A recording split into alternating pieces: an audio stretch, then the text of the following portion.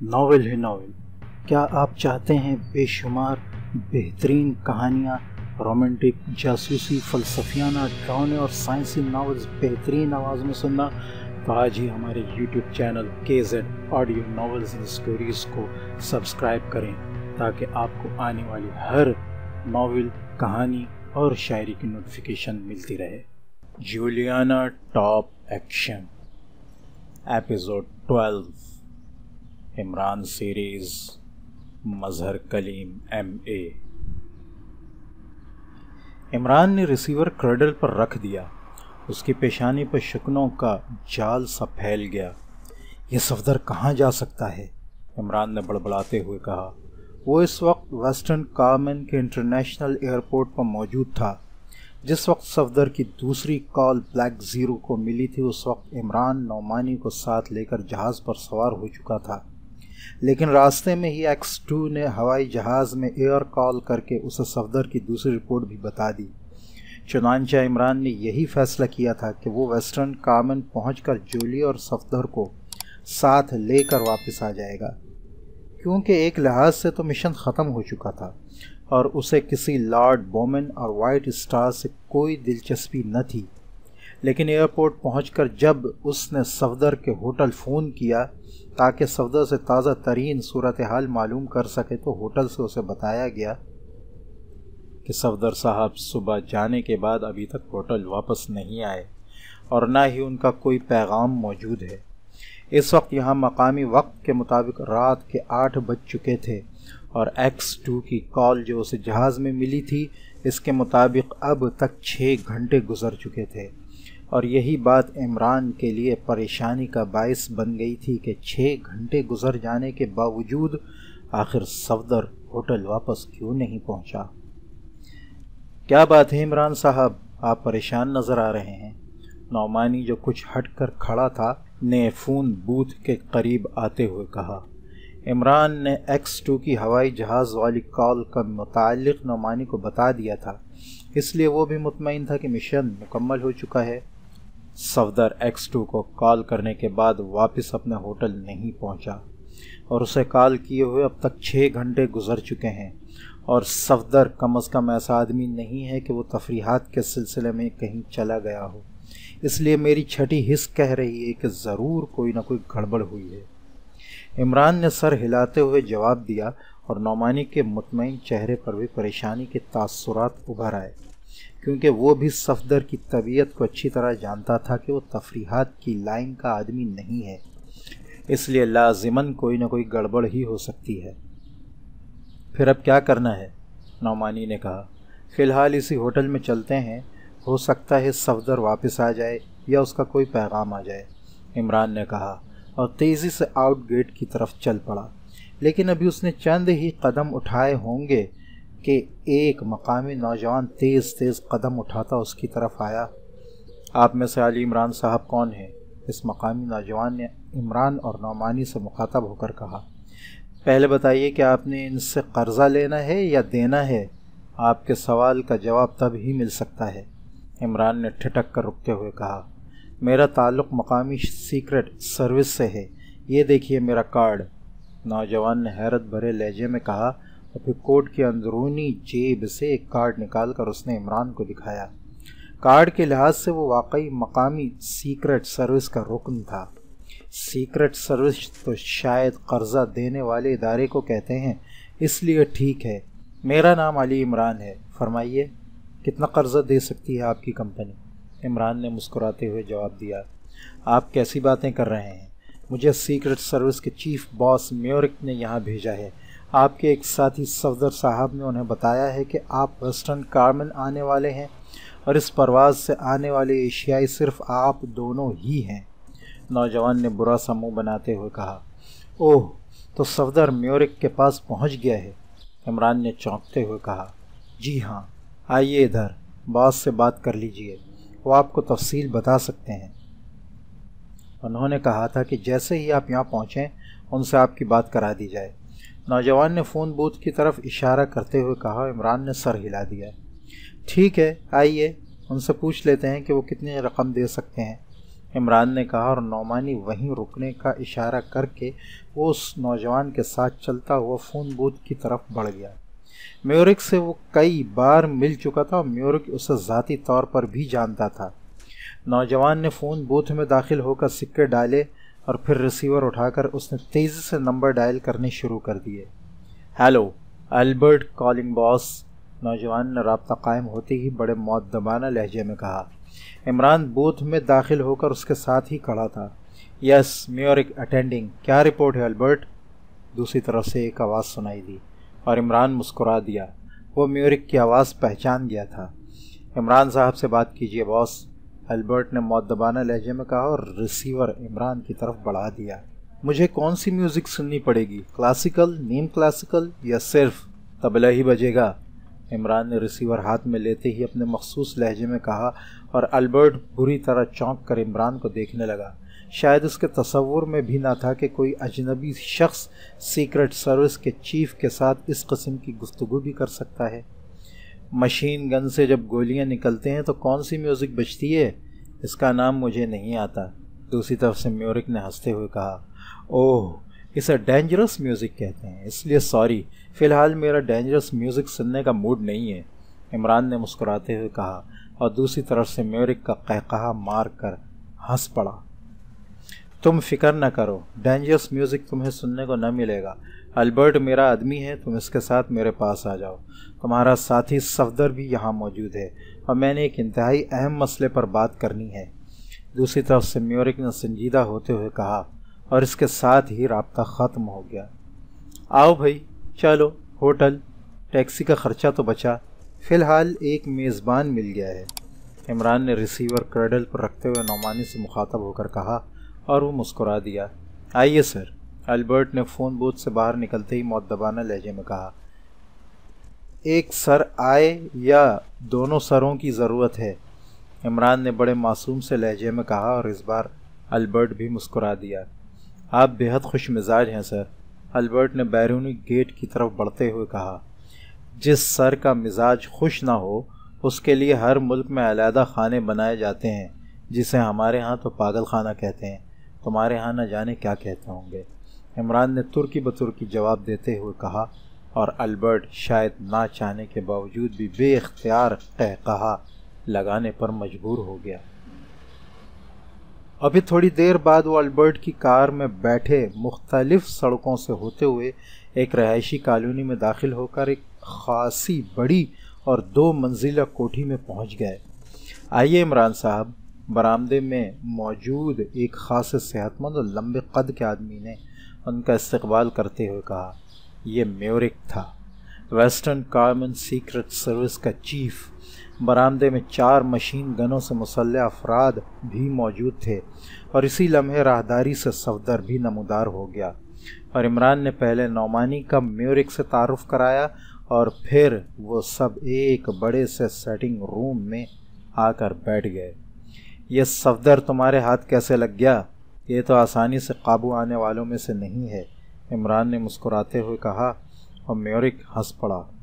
صفدر صاحب واقعی بے حد ہوشیار آدمی ہیں، انہوں نے مارٹن کی کوٹھی میں اس کے آدمیوں کے درمیان رہتے ہوئے جس بے خوفی کا مظاہرہ کیا اور مارٹن جیسے چھٹے ہوئے مجرم کو انہوں نے جس انداز میں کور کیا، میں اس کی وجہ سے ان کے صلاحیتوں کا بے حد مداح ہو گیا ہوں، اور حقیقت یہی ہے کہ مجھے وہیں پہلی دفعہ یہ شک ہوا کہ لا محالہ صفدر صاحب کا تعلق پاک ایشیا سیکرٹ سروس سے ہو سکتا ہے، چنانچہ میں نے انہیں اپنے پاس بلوا لیا۔ اب یہ بات دوسری ہے کہ ذرا ناخوشگوار انداز سے میں نے انہیں بلایا، لیکن یہ سب کچھ مجبوراً کیا گیا، ورنہ مجھے یقین تھا کہ میری آدھی سیکرٹ سروس ان کے مجھ تک پہنچنے میں ہی ختم ہو جاتی، میورک نے ہنستے ہوئے کہا اور عمران نے اس بات میں سر ہلا دیا۔ مجھے دراصل ان کے آدمی ڈوگی پر شک تو ہوا تھا، لیکن میرے ذہن میں یہ بات نہ تھی کہ ڈوگی کا تعلق مقامی سیکرٹ سروس سے ہوگا۔ میں زیادہ سے زیادہ یہی سمجھا تھا کہ ہو سکتا ہے اس ڈوگی کا تعلق وائٹ سٹار سے ہو، صفدر نے مسکراتے ہوئے کہا۔ عمران صاحب، بہتر یہی ہے کہ میں تفصیل سے آپ کو ساری صورتحال بتا دوں۔ اصل صورتحال یہ ہے کہ ویسٹرن کارمن اور بولیویا دونوں علیحدہ علیحدہ ملک ہیں، لیکن بولیویا وفاقی طور پر ویسٹرن کارمن کے ساتھ ملحق ہے، اس لیے مرکزی طور پر وہ ویسٹرن کارمن حکومت کے تحت ہے، باقی مقامی طور پر اسے آزاد ملک کہہ سکتے ہیں۔ گزشتہ کئی سالوں سے بولیویا میں سپر پاورز نے دلچسپی لینا شروع کر دی، کیونکہ بولیویا کے مختلف علاقوں سے ایک مخصوص قسم کی دھات دریافت ہوئی جو بے حد نایاب تھی۔ اس دھات کے حصول کے لیے سپر پاورز نے بولیویا کو ویسٹرن کارمن سے علیحدہ ملک قرار دینے کا جھگڑا شروع کرا دیا تاکہ اسے اپنے تحت کر کے وہاں پر موجود اس قیمتی دھات کے لامحدود ذخائر پر قبضہ کیا جا سکے۔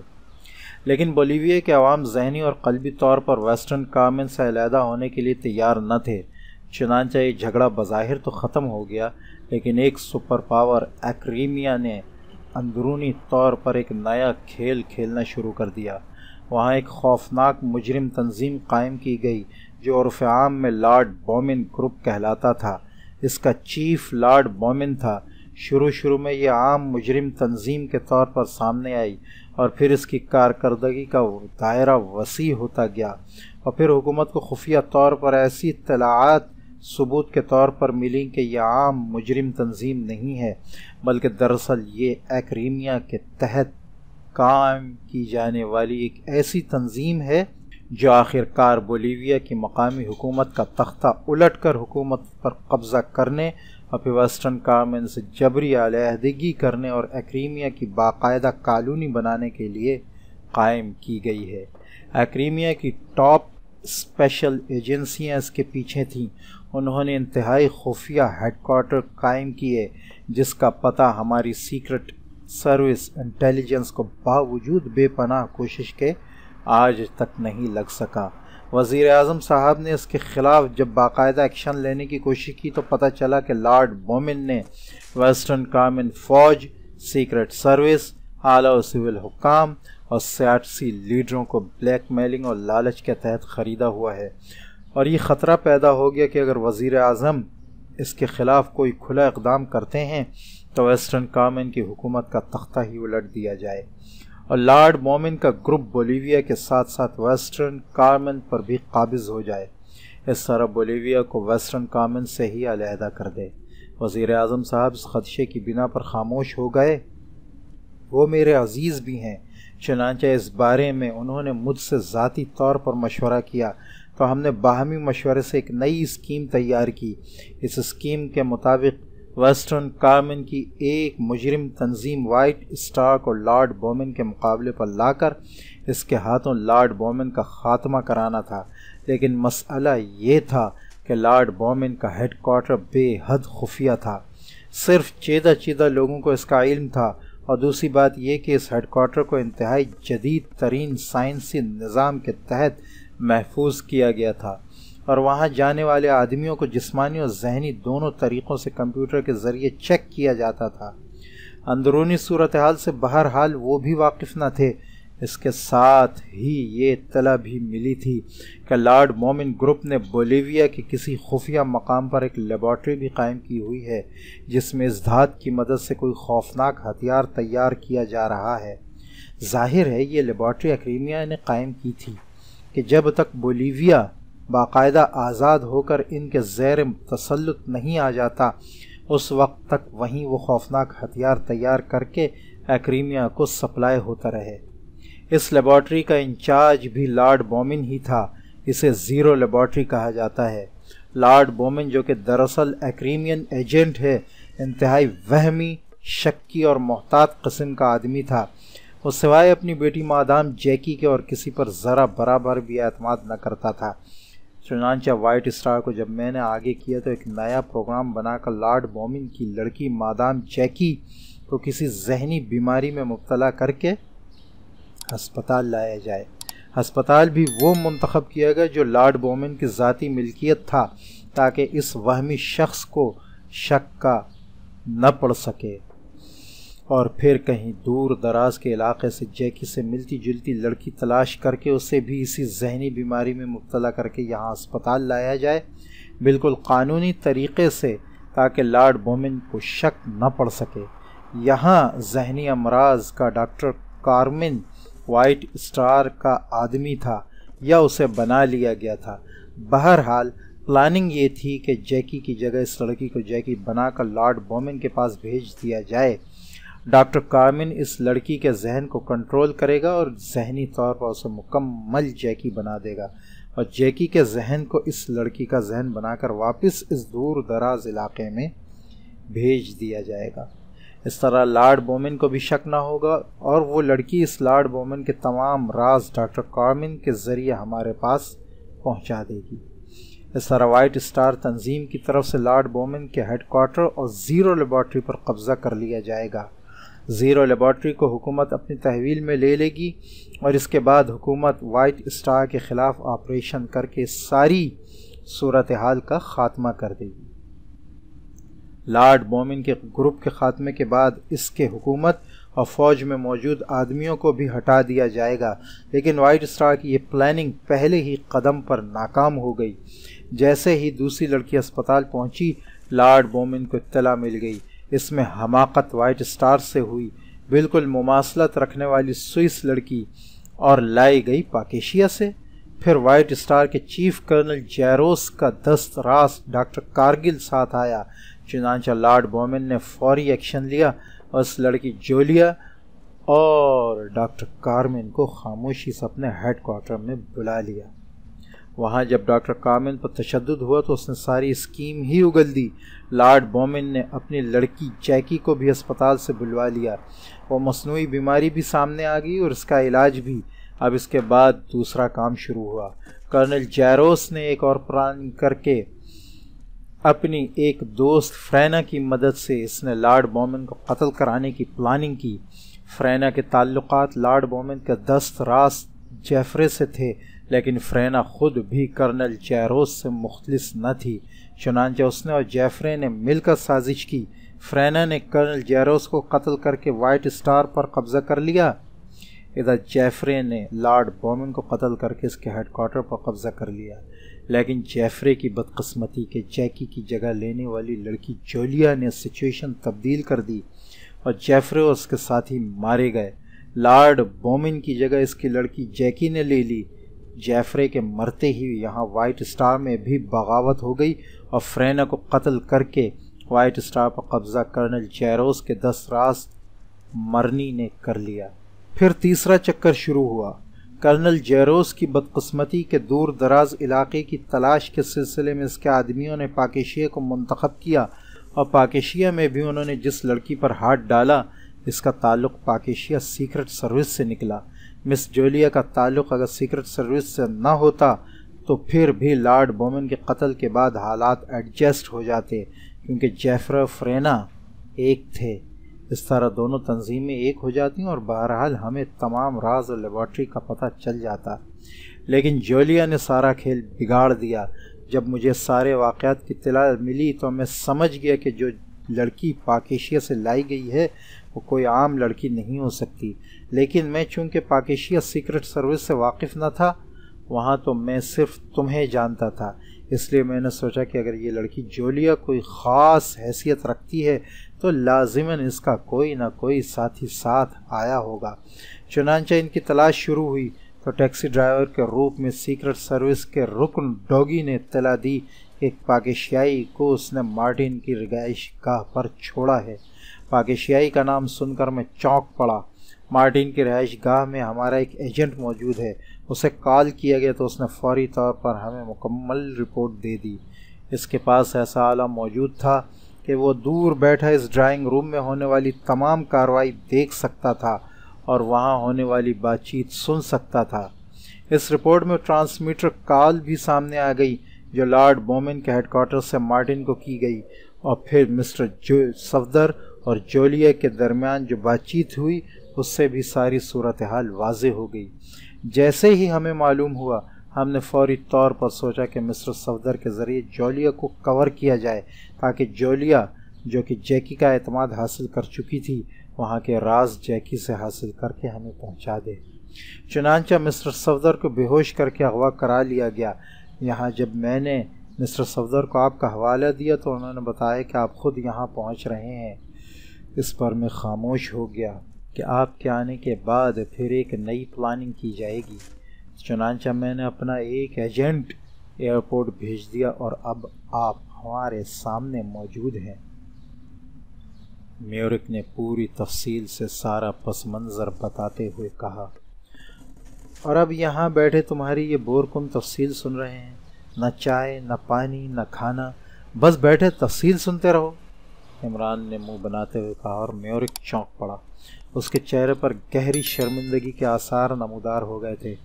اوہ عمران صاحب، آئی ایم ویری سوری، واقعی اپنی عرض کے چکر میں مجھے یہ خیال ہی نہیں رہا۔ میورک نے انتہائی شرمندہ لہجے میں کہا اور پھر اٹھ کر تیزی سے کمرے سے باہر نکل گیا۔ اب اس کا مطلب ہے کہ ہم جولیا کے ذریعے لارڈ مومن کے راز حاصل کر کے اس کے حوالے کریں اور یہ بزدل سیکرٹ سروس کا بزدل چیف اطمینان سے بیٹھ کر اپنے سینے پر ایک اور کارنامے کا تمغہ لگا لے۔ نان سینس! ایسی سیکرٹ سروس کو تو واقعی اسی طرح در در کی ٹھوکریں کھانی چاہیے۔ عمران نے میورک کے جاتے ہی غصیلے لہجے میں کہا اور صفدر اور نعمانی دونوں نے بے اختیار سر ہلا دیے۔